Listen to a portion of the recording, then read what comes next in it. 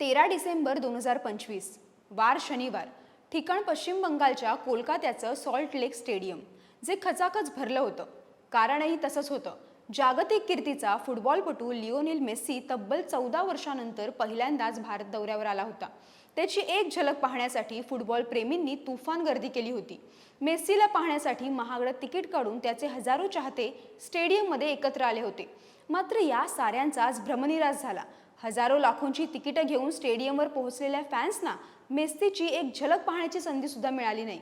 कुणी स्वतःचं लग्न सोडून या इव्हेंटला आलेलं, तर कुणी 12,000 रुपयांचं तिकीट काढलेलं. ज्या मेस्सीला बघायला ते आले होते, तो मेस्सी त्यांना दिसलाच नाही. त्यामुळे चाहते चिडले. त्यांनी स्टेडियममध्ये राडा केला.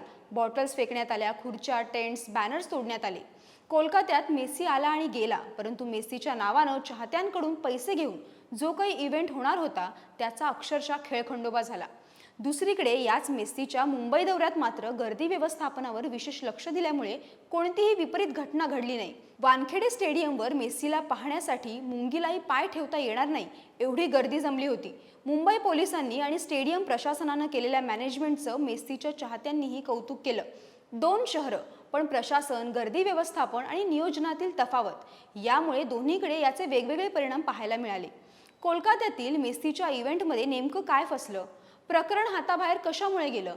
ममता बॅनर्जी सरकारनं या सगळ्यामध्ये नेमकी काय भूमिका घेतली? या सगळ्याविषयी सविस्तर माहिती घेऊया या व्हिडिओतून. नमस्कार, मी अनिशा डुमरे आणि कॅमेऱ्यावर आहेत एकनाथ जोशी.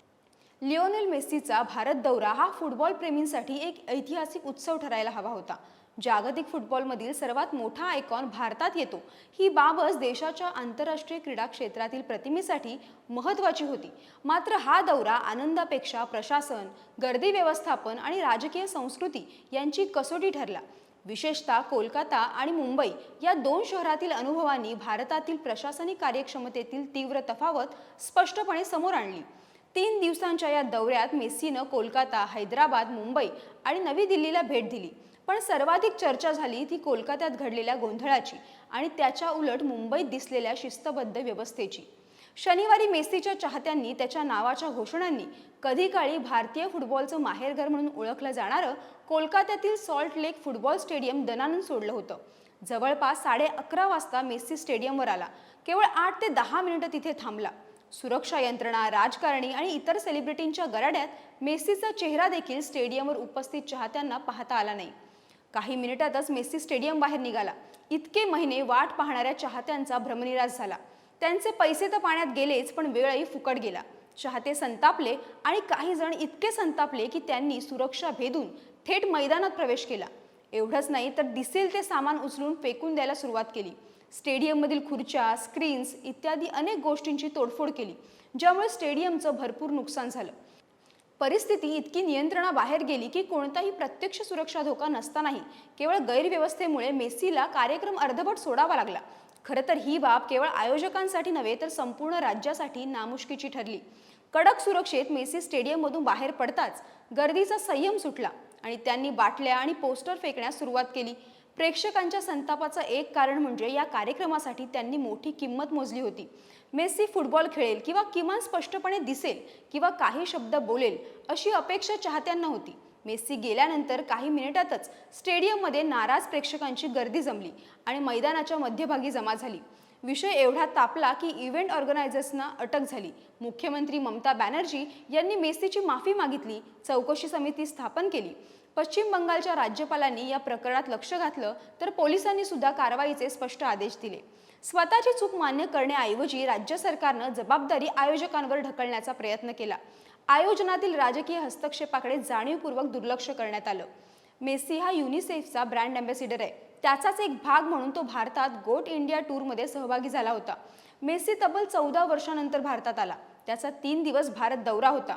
गोट इंडिया टूर 2025चा भाग म्हणून कोलकाता, हैदराबाद, मुंबई आणि नवी दिल्ली या 4 शहरांमधील चाहत्यांना मेस्सीची भेट असं या दौऱ्याचे आयोजन होते. परंतु त्याच्या या दौऱ्याच्या सुरुवातीलाच नियोजनाच्या बाबतीत किती ढिसाळपणा झाला हे दिसून आलं. सरकारी यंत्रणांना गांभीर्य नसणं, त्यांच्याकडून योग्यरित्या नियोजन न केलं जाणं अशा बाबी उघड झाल्या. या प्रकारानं अनेक गंभीर प्रश्न उपस्थित केले. तिकिटामधून जमा झालेल्या कोट्यवधी रुपयांचं नेमकं काय झालं, त्याचा फायदा कोणाला झाला, व्यवस्थापनाची जबाबदारी कोणाची होती, या सगळ्या प्रश्नांची ठोस उत्तरं मात्र अद्यापही मिळालेली नाहीयेत.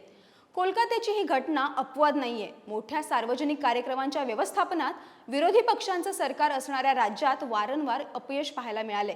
बंगळुरूतील आरसीबीच्या IPL विजय सोहळ्यातील चेंगराचेंगरीत 11 जणांचा मृत्यू आणि 30हून अधिक जण जखमी झाले होते.